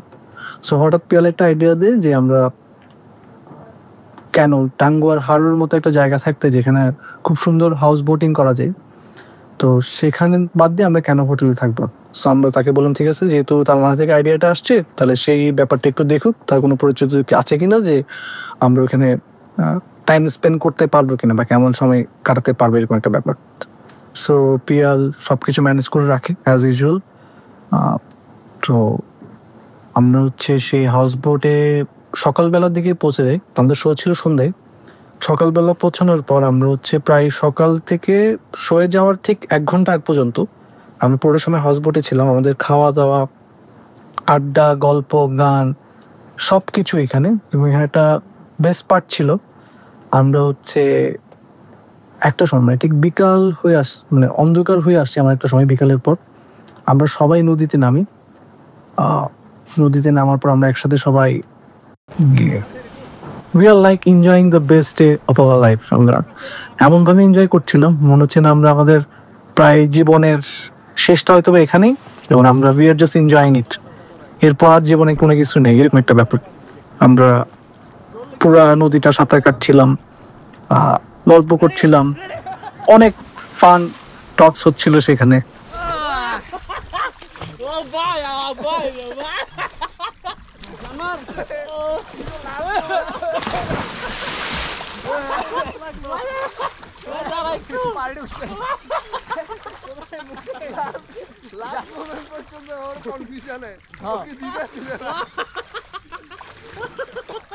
আমি একদম তীরে যাই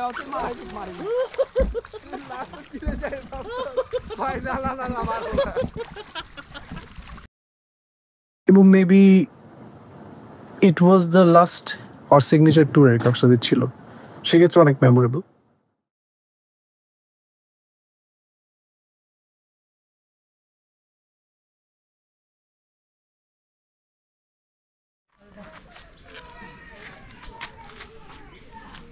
একদম ফুল গেট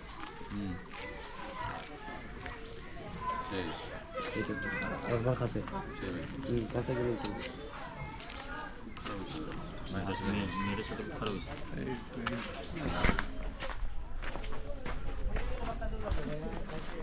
আমার হাতটা তো ভাই ট্রাইপড হয়ে গেছে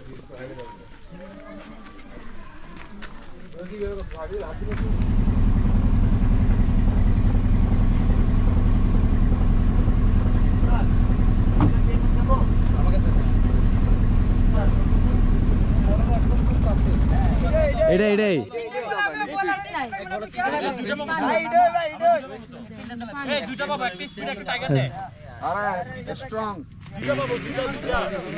তুমি কি ভাবছো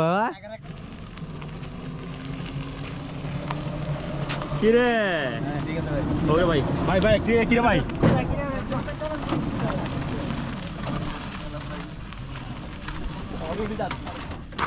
জগ্গা না দেখি কিনা আমার জগ্গা জিজ্ঞা এই যে রাকিব আমাদের video cinematographer hello Rakib Hey bro, what's up?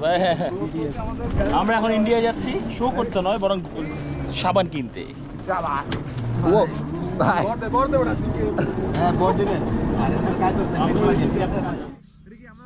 Morning ওয়াকে বেরিয়েছি ইন্ডিয়া থেকে বাংলাদেশ ঢুকতেছি লা লা লা লা লা লা লা আমরা একটা ভিডিও বানাই রাখি এখানে আমরা ইয়া হয়ে যাই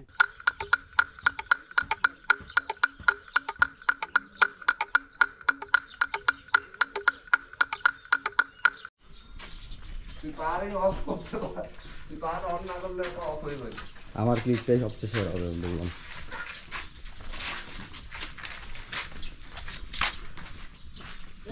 তুলে দেন ভাই একটা ভিডিও কর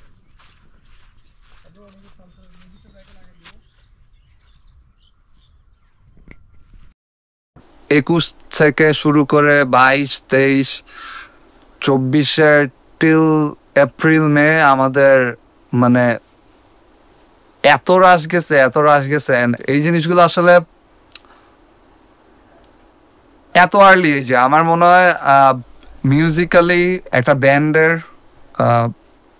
পপুলার হওয়া বা এত জায়গায় শো করার বিষয়টা probably it's my believe Odd Signature is one of the bands খুব আর্লি স্টেজে জিনিসগুলা গ্র্যাব করছি and we are still doing it so ওই জিনিসগুলো আসলে ইট ওয়াজ এনজয়েবল ইট ওয়াজ চ্যালেঞ্জিং অনেকগুলো জিনিস ফেস করছি ভালো খারাপ বাট ইন দি এন্ড আমরা সবাই একসাথে আসি we are doing music we are doing other stuff but then again আবার ব্যান্ডে আসলে ব্যান্ডের কাজকর্ম সব কিছু মিলায় ইট ওয়াজ এ হিউজ জার্নি যেটা আসলে আমি সারাদিন কথা বললেও হয়তো শেষ হবে না so yeah that's how we started the band and eventually আমরা একটার পর একটা শো করতেছি গান বানাইতেছি we are doing different kind of things and আমাদের আস্তে আস্তে ঢাকায় আরো মেম্বার্স আসলো সাকিন আসলো তাহমিদ আসলো অমিতাভ মাঝখানে চলে আসলো ঢাকায় কিছুদিন রাকিবও ইন ফিউচার প্ল্যান করতেছে দেন আসলে এপ্রিল মে পর্যন্ত 2024 সাল পর্যন্ত জিনিসগুলো একটা ফ্লোতে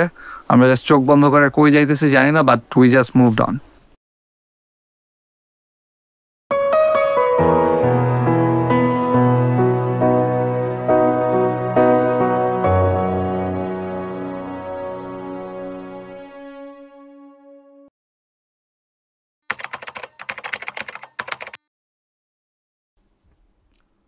I'll talk about an incident যেটার জন্যই আসলে whatever you are watching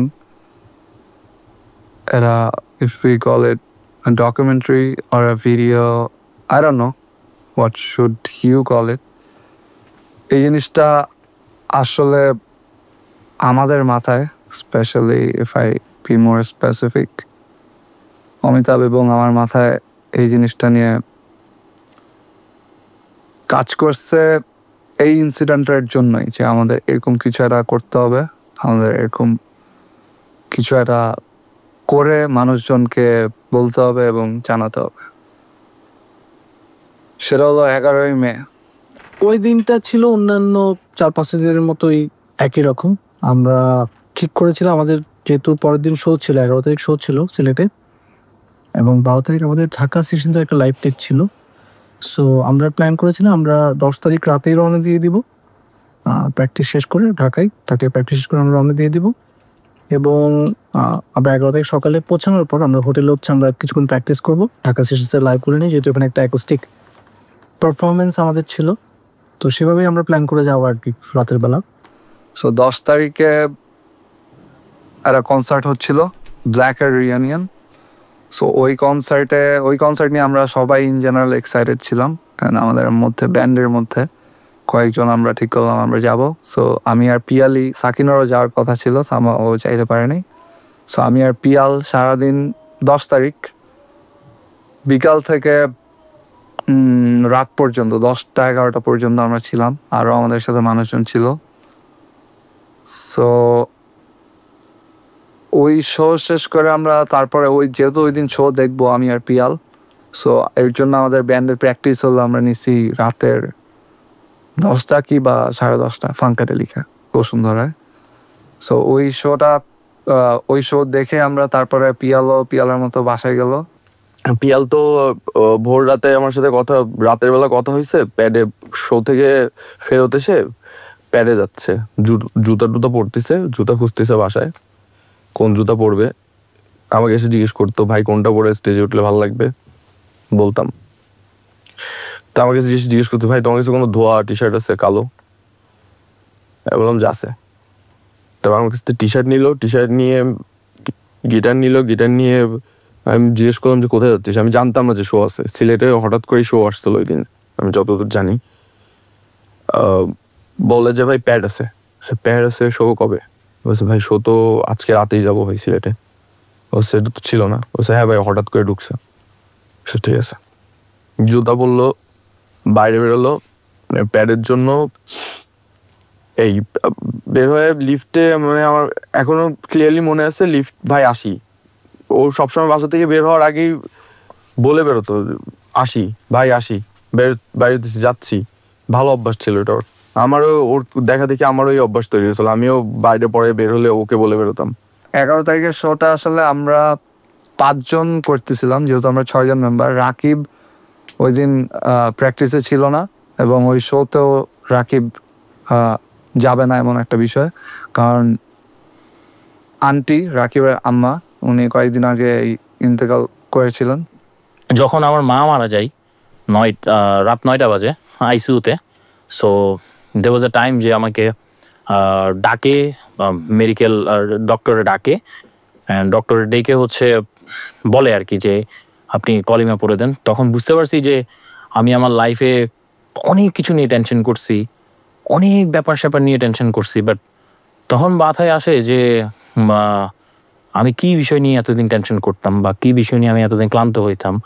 মাঝে মধ্যে মনে হইতাম যে লাইফে এসে তো ওয়ার্স জিনিস দুইটা ছিল না, বাট যখন আমার মায়ের ব্যাপারটা আসছিল তখন আমি বুঝতে পারছি যে this was the most horrible feeling, যেটা কখনো হয় না বা হওয়া উচিত না কারোর সাথে। সো আমি অ্যাকচুয়াল ট্রমাটা হচ্ছে 6 তারিখ বুঝছিলাম। সো 6 তারিখ হচ্ছে আমি ট্রমা মিনস কি, মানে মানুষ, আমি তো ট্রমা শব্দটা শুনতাম কিন্তু কখনো বুঝতাম না আসলে হাউ ট্রমা হিটস, একটা ট্রমা কিভাবে হিট করে। সো রাকিব ওই বিষয়টা নিয়ে আসলে অফকোর্স মা চলে গেছে জিনিসটা আসলে আই হোপ আপনারা বুঝতেন। সো আমাদের ব্যান্ডের বিষয়টা, আমাদের কয়েকটা টানা শো ছিল। সো আমরা ওই সব কিছু চিন্তা করে আসলে একটা ব্যালেন্সিং সিচুয়েশন, আসলে রাকিবকেও আমরা কোনোভাবে প্রেশার বা কিছু করি নাই, রাকিবের স্পেসটা রাকিবকে দিছি। যেহেতু আমাদের কয়েকটা একসাথে শো ছিল, আমরা চাইতেছিলাম সবগুলো শোই কোনোভাবে করে let's just and this phase. এরপর গাড়ি আসতে লেট হইলো, আমরা প্যাডেই ছিলাম ওই দিন। পিয়ালের ইউনিভার্সিটি নর্থ সাউথের ও প্যাড ছিল ওইখানে। সো ওদের ক্লাবের পোলাপানরাও ছিল। সো আমরা সবাই আসলে অন অ্যান্ড অফ পিয়ালের থ্রুতে আমাদের পরিচয় সবার সাথে। সো সবাই আসলে আমাদের ভাই বন্ধুরাই ছিল। সো ওদের সাথে গল্প করতেছিলাম অ্যান্ড অল দ্যাট। 10 তারিখ 10:30 থেকে রাত 1:30 পর্যন্ত এখানে প্যাড ছিল আমাদের এখানে। সো প্যাড থাকার পরে ওরা প্যাড শেষ করে আরো অনেকক্ষণ সময় ছিল, প্রায় আরো 1-1.5 ঘন্টা এক্সট্রা ছিল। মানে ওখান থেকে একবারে চলে যাবে, সিলেট চলে যাবে আর কি, এখান থেকে সবাই ওইভাবে অ্যারেঞ্জ করে আসছে। সো যাওয়ার তখন 3টার দিকে ওরা এখান থেকে গেছে, এই আমার প্যাডের সামনে থেকে বের হয়েছে 3টার দিকে। আর আর হচ্ছে তখন আমাকে বলতেছিল যে পিয়াল ভাই বলতেছিল যে চলো আমাদের সাথে আমরা যাই একসাথে তুমি চলো শো করে আসি যায়। আসলে আমার কাজ ছিল না, আমিও যাইতাম।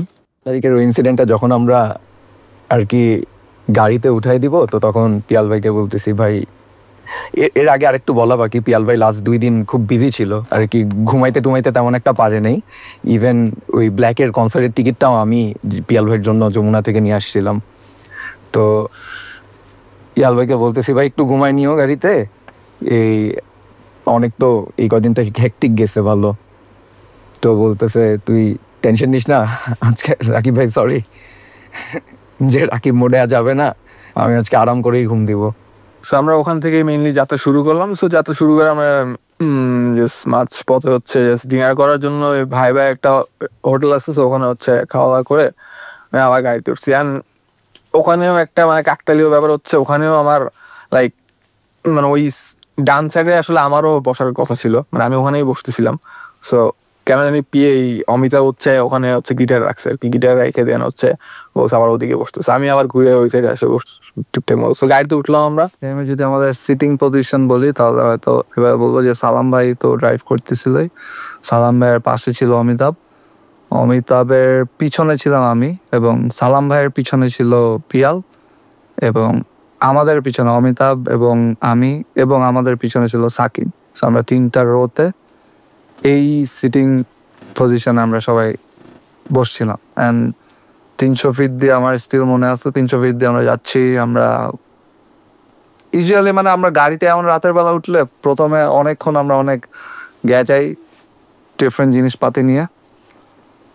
তো ওই দিনও আমরা এরকম কি জানিয়ে নিয়ে কথা বলতেছিলাম সব একদম মনে নাই, বাট এটা মনে আছে যে পিয়াল বলতেছিল যে সাকিন ভাই আমার আর তোমার হলো একটা অ্যাওয়ার্ড দেওয়া উচিত আমাদেরকে, আমি আর তুমি হলো কোনো শো মিস করি নাই। কারণ আমি নিজে পার্সোনালি কয়েকটা শো মিস করছি through out signature journey, Amitabh show miss করছে, রাকিব ওই দিন ফার্স্ট শো মিস করবে, যদি শোটা হয়তো এটা হয়তো রাকিবের ফার্স্ট শো, যেটা তো ছিল না। তামিদ অনেকগুলো শো মিস করছে, কারণ তামিদের সিন্স ও ব্র্যাকে পড়ে, সো ব্র্যাকের টার্কে 3-4 মাসের একটা গ্যাপ। সো মিনওয়াইল ওই টাইমে আমরা অনেকগুলো শো করছি, সো তামিদের অনেকগুলো শো মিস হয়েছে ডিফারেন্ট রিজন। সো সবাই আসলে আমরা শো মিস করছি, just till that date Piyal এবং সাকিন কোনো শো মিস করে নাই। সো ও বলতেছিল এই কথাটা আমার এখনো মনে আছে। যাওয়ার পথে আমাদের হচ্ছে বসুন্ধরা 300 ফিটের এখানে আমাদের একটা পুলিশ চেক হয়, মানে আমাদেরকে পুলিশ দাঁড় করিয়ে গাড়িটা একটু চেক করে যে মেবি কোনো সিকিউরিটি অ্যালার্ট ছিল বা ন্যাশনাল কোনো অ্যালার্ট ছিল ব্যাপারটা নিয়ে। সো আমরা ওই সময় সবাই গাড়ি থেকে নামি, আমরা টুকটাক নিজেদের মধ্যে একটা ইন্টারাকশন হয় যে বিশেষ করে আকিবের ওই দিন সে ওই দিন বা তার 2 দিন আগে সে একটা নতুন মোবাইল কিনে, iPhone 15 Pro। সো এটা নিয়ে আমরা দুষ্টামি করছিলাম। তো সে হচ্ছে মোবাইলটা আসলে ওই গাড়িতে রেখে সে বের হয়ে যায় আর কি। সো মোবাইলটা আমি দেখতে পাই এবং আমি দেখে হচ্ছে আমার কাছে রেখে দেওয়ার পর তো পিয়ালকে আমি ইশারা করি যাতে আকিবকে না বলে, এরকম একটা ব্যাপার। তো আকিব হচ্ছে গাড়িতে ওঠার পর তখনও খেয়াল ছিল না আসলে যে মোবাইলটা কোথায় বাকি। সো আমরা গাড়িতে যাবো, আমরা যখন জার্নি স্টার্ট করি একটু পর ওর যখন মোবাইলটা হয়তো বের করে চেক করতে যাই তখন দেখে যে মোবাইলটা ওর কাছে নেই। ফার্স্ট ওর মাথায় যেটা আসে, মানে আকিবের মাথায় যেটা হয়তো বা এটা সে হয়তো বাইরে ফেলে দিচ্ছে বা এরকম কোনো একটা কিছু, মানে মোবাইলটা ওর সাথে নেই এরকম একটা ব্যাপার।